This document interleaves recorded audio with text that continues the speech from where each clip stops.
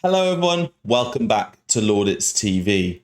The people of Germany have voted and the far left Antifa thugs are furious. Stick around to find out what's happened.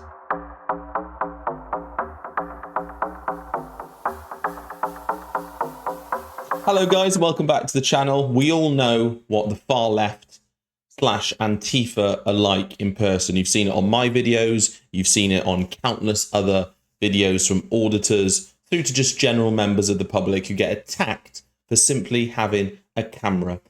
You get called far right, you get called fascist, you get called racist, you get called every single playground slur and trope that you could think of. But that's the difference between us and them. We can think.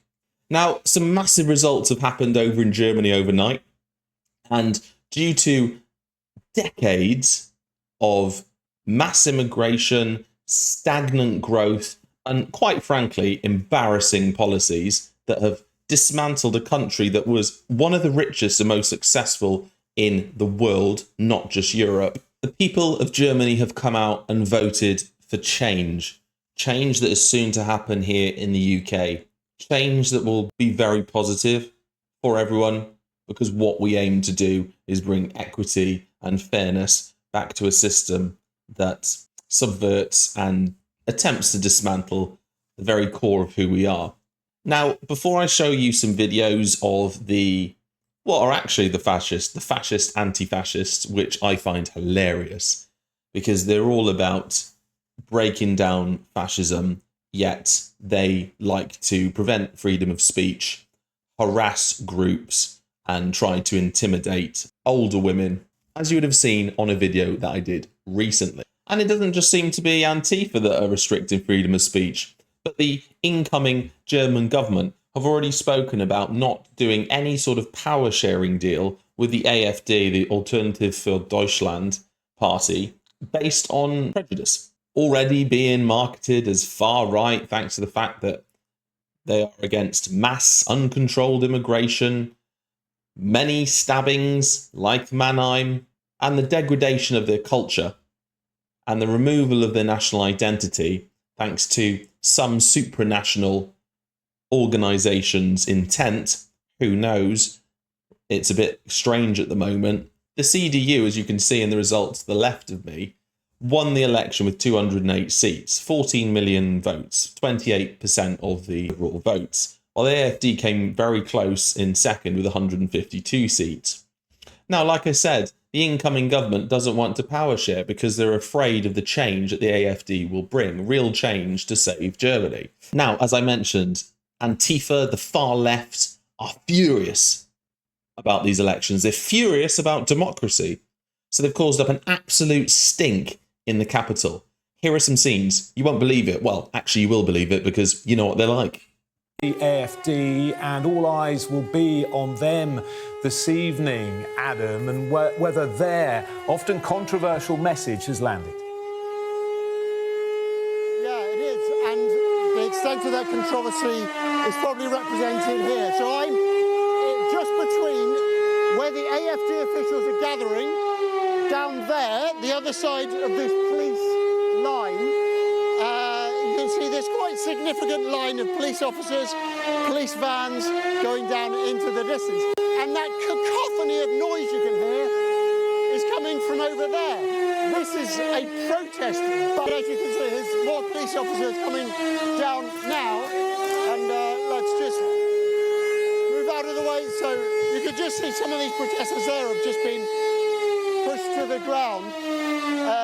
We had expected some sort of clash here. Effectively, these are the anti-AfD protesters who have been waiting here, and at the stroke of 5 o'clock local time, launched these air raid siren noises. And it looks as if, yeah, I can see right now the police are going into that bus to stop the noise. The air raid siren you can hear has just gone off. Wow, so usual scenes from Antifa then. A result that doesn't go their way, that's what happens. But do you know the history of how Germany got to this state?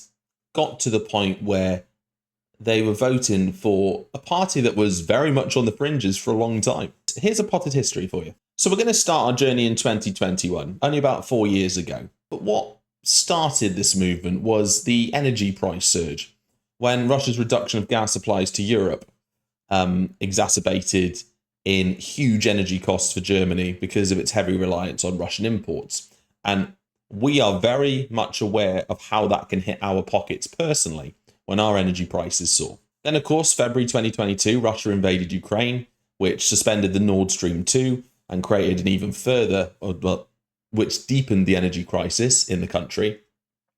And throughout 2022, immigration concerns resurfaced. Asylum applications rose to over 200,000 by year's end, which was the highest since 2016, thanks to Angela Merkel opening the borders, very much replicating what Tony Blair did in '97.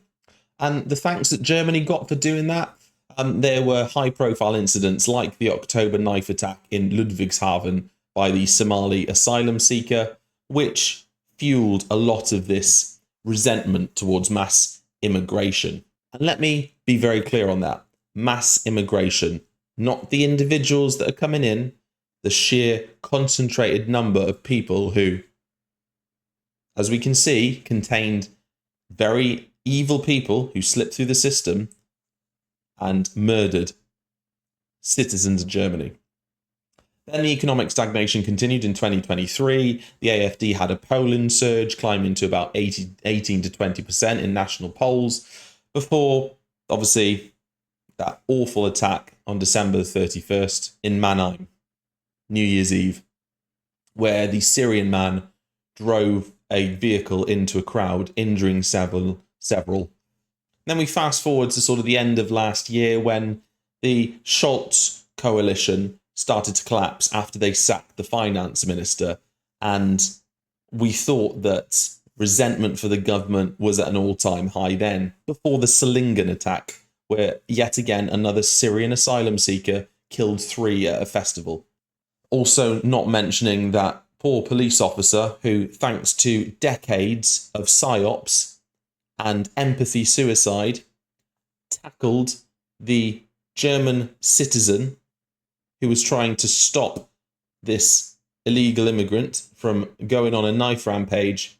That police officer sadly lost his life because the illegal immigrant turned around and stabbed him as well. So, what's next for Germany? Well, they have to agree on a coalition, but it's very likely that the AfD will get nowhere near power, which is going to create even more unrest. When a government denies the democracy that it continues to extol, issues arise. Democracy is democracy for a reason, whether you like it or not. And when you prevent democracy from happening, you are the fascist. But anyway, thanks for watching. Do please like and subscribe to the channel as usual, and we'll see you for the next update, whenever that is. Bye for now.